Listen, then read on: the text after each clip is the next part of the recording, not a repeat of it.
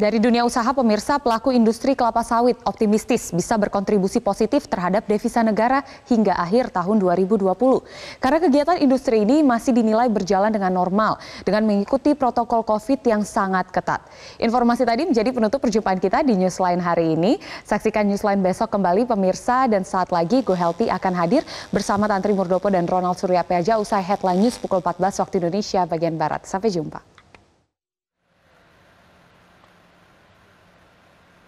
Di tengah tekanan pandemi COVID-19, kegiatan sentra industri kelapa sawit masih berjalan normal. Pelaku industri kelapa sawit yang tergabung dalam GAPKI bahkan optimis, hingga akhir tahun 2020 masih dapat memberikan kontribusi positif terhadap devisa nasional.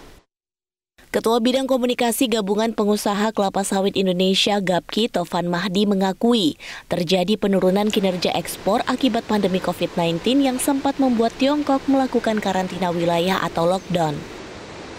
GAPKI mencatat, selama 3 bulan pertama 2020, terjadi penurunan ekspor sebesar 20%.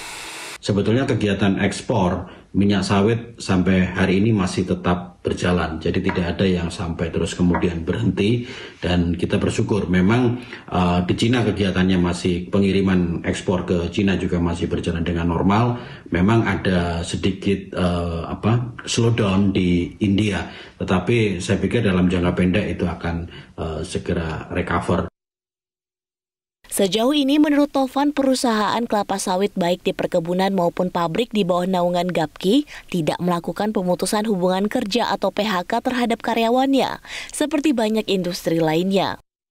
Tovan berharap pemerintah terus mendukung industri kelapa sawit agar sektor ini dapat bertahan di tengah pandemi COVID-19.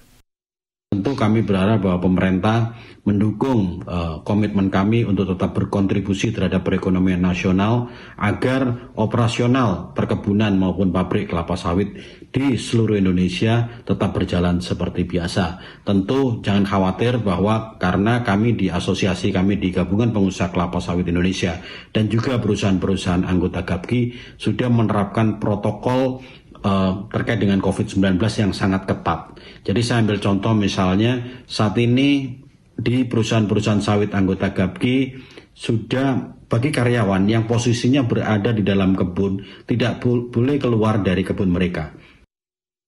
Dalam 2 hingga 3 bulan menjelang Lebaran, konsumsi produk olahan dari kelapa sawit di dalam negeri mengalami peningkatan, terutama untuk minyak goreng, margarin, dan biskuit.